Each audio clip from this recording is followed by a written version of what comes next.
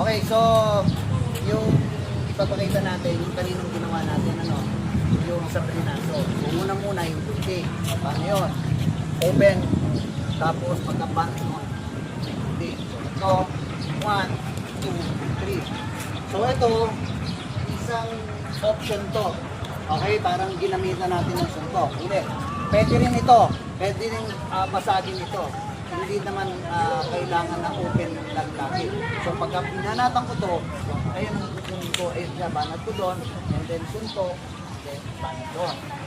Ngayon, 1, 2, 3, banat sa din doon. Ito, pwede rin siya.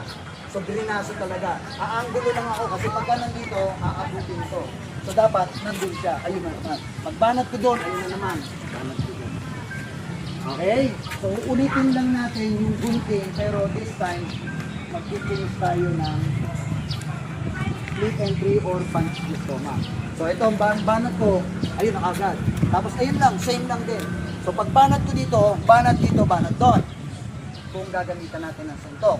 Pero kung gagamitan natin ng brinaso, ito siya, ayun. Pagka banat ko doon, ayun na naman, hacking. Ayun siya. Okay, tingnan natin.